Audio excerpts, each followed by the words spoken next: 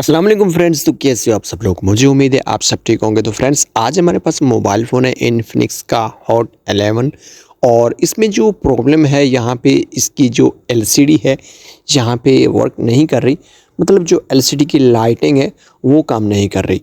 तो कस्टमर का कहना है, मैंने किसी को दिखाया तो उसने इस पे एक और पैनल भी लगा के देखा है, लेकिन इसकी जो एलसीडी है वो वर्क नहीं कर रही।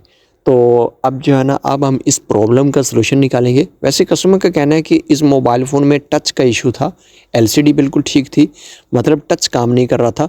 लेकिन जब किसी को दिखाया तो टच तो ख़राब था, लेकिन एलसीडी भी काम करना छोड़ गई है।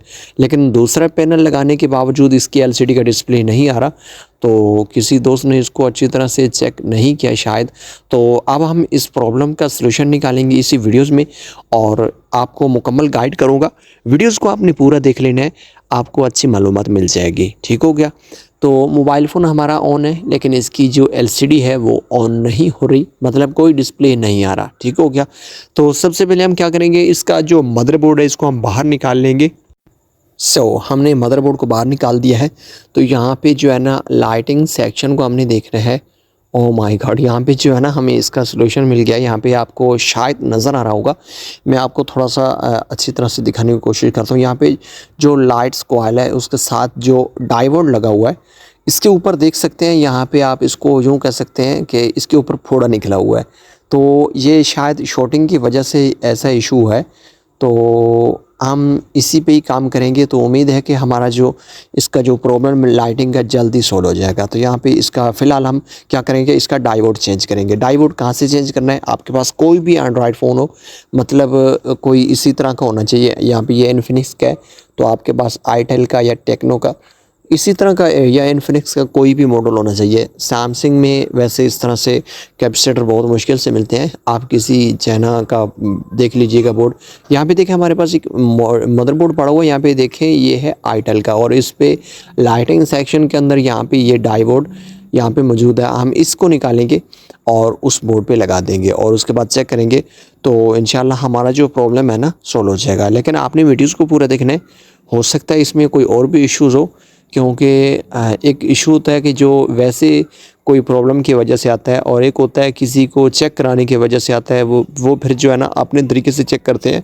मतलब कोई चीज़ ख़राब भी हो ना तो वो ठीक कर लेते हैं, लेकिन कोई लोग इस तरह के होते हैं कि कोई चीज़ सही भी हो तो उसको ख़राब कर देते हैं। तो उसको जो है ना, तो फिर सँभालना थोड़ा मुश्किल होता है। तो आपने इसको गौर से देख लेना है। मैंने जो डायोड ख़राब है अब उसको निकाल रहा हूँ। दूसरे मदरबोर्ड से मैंने डायोड निकाल दिया है। तो अब जो है ना, अब इसको हम निकाल के तो सही वाला लगा देंगे। यहाँ पे मैंने रखा हुआ है, इसको जो है ना हम लगाएंगे और इसके बाद हम चेक करेंगे। तो इंशाल्लाह जो है ना, हमारी लाइटिंग जो है ना वर्किंग में आ जाएगी। तो फिर चेक करेंगे। तो बस ये इतना मुश्किल काम नहीं है यार। कोई भी काम हो ना, आप उसको थोड़ा-सा गौर से देखें। मैं पर्सनली आपको एडवाइस दूँ कि मैं कोशिश करता हूँ, मैं इतना ज़्यादा मल्टीमीटर यूज़ नहीं करता जितना अपनी नज़रें इस्तेमाल करता हूँ। मतलब मदरबोर्ड को अच्छी तरह से देखता हूँ कि इसके अंदर क्या फ़ॉल्ट हो सकता है। कोई आईसी जला हुआ हो सकता है या कुछ भी हो सकता है। मतलब थोड़ा बंदे को गौर से देखना चाहिए। तो यहाँ पे शायद मेरे ख़्याल में किसी को ये भी नहीं पता था कि लाइटिंग का सेक्शन कहाँ पे है।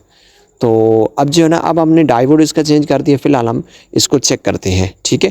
तो पावर ऑन करते हैं। अब देखते हैं क्या इसकी लाइट आ गई है या अभी से नहीं आई, क्योंकि ये डायोड का काम होता है। अगर आपके मोबाइल फ़ोन में कोई भी शॉर्टेज होती है तो ये ख़ुद जल जाएगा, लेकिन आगे का जितना भी सेक्शन है वो बिल्कुल ठीक रहेगा, उसमें कोई इशू नहीं आएगा। और मैं आपको आगे चल के ये भी बताऊंगा, 90% ये बात क्लियर करूंगा कि आपका ये जो लाइटिंग का इशू आता है ये कैसे आता है। मतलब ये जो डायोड का इशू आता है ये किस तरह से आता है।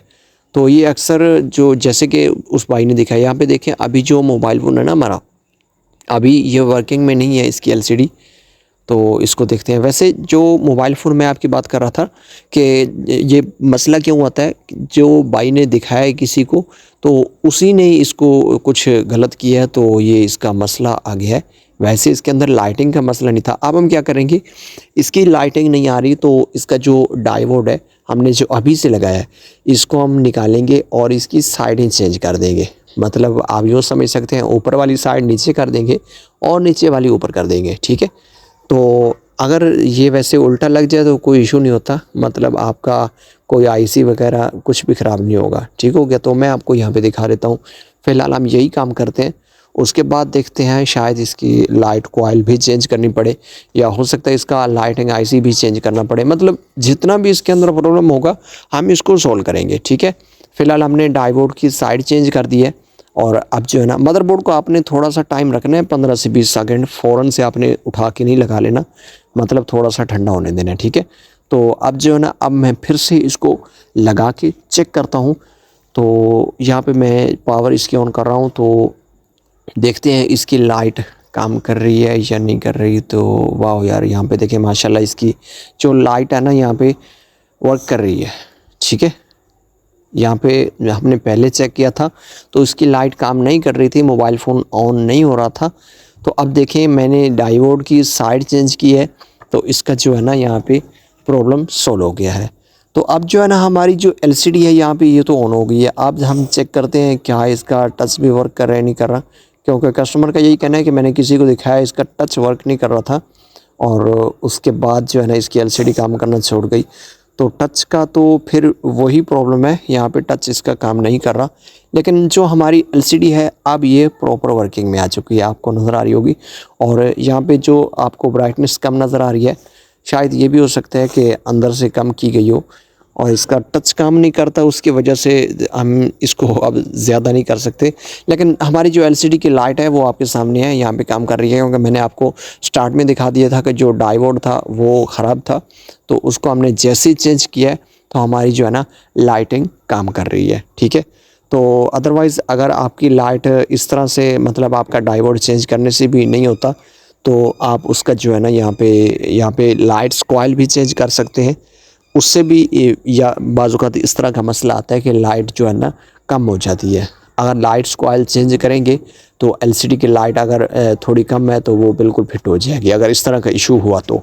लेकिन अब मैं इसका फ़िलहाल तो कुछ नहीं करने वाला, क्योंकि इस पे अब नया पैनल लगाऊंगा, उसके बाद इसको चेक करूंगा क्या इसमें मदरबोर्ड में कोई और प्रॉब्लम है या इसका पैनल ख़राब हो चुका है। क्योंकि पहले इसका टच काम नहीं कर रहा था, तो फिर किसी ने इसको चेक किया, इसकी लाइटिंग काम करना छोड़ गई। तो अब हमने इसको सेट कर दिया, इसकी लाइट तो काम कर रही है लेकिन इसका टच काम नहीं कर रहा, उसके वजह से हम इसको अच्छी तरह से चेक नहीं कर सकते क्या ये मदरबोर्ड के अंदर प्रॉब्लम है या मोबाइल फ़ोन में, मतलब यूनिट के अंदर प्रॉब्लम है। तो ये चीज़ें अब क्लियर नहीं हो सकती। लेकिन मैं आपको बता देता हूँ कि अगर आपके पास ये प्रॉब्लम सॉल्व नहीं होती तो आप लाइट्स को ऑयल चेंज कर सकते हैं, आपका प्रॉब्लम 101% सॉल्व हो जाएगा। ठीक है, बाकी जो है ना मैं आपको बताना चाहता हूँ कि ये प्रॉब्लम किस तरह से आता है। मेरे हिसाब के मुताबिक वैसे 90% ये बात बिल्कुल क्लियर है। आप ख़ुद कभी चाहें तो तजुर्बा कर लीजिएगा कि अगर यहाँ पे देखें ये लाइट इसकी काम कर रही है, अगर आपकी लाइट्स काम कर रही है, अगर आपका पैनल चल रहा है तो मतलब आपका मोबाइल फ़ोन ऑन है, लाइट्स चालू है। अगर आपका मोबाइल फ़ोन लॉक नहीं है तो आप डायरेक्टली स्टेप निकालेंगे तो आपकी लाइट का इशू आ जाएगा। बाज़-औक़ात नहीं भी होता है लेकिन आ सकता है, इसी वजह से आता है। तो आप इस तरह से काम ना कीजिए, क्योंकि इस तरह से यही प्रॉब्लम आती है। तो मुझे उम्मीद है आज की वीडियो आपको यार बहुत पसंद आई होगी। वीडियो को लाइक शेयर ज़रूर कीजिएगा। मज़ीद कुछ रह गया हो तो कमेंट्स में ज़रूर पूछ सकते हैं, कोशिश करूँगा आपको जल्द से जल्द रिप्लाई करूँ। तो फिर मिलेंगे आने वाली वीडियो में। अपना रखिएगा बहुत सारा ख्याल। अल्लाह हाफ़िज़।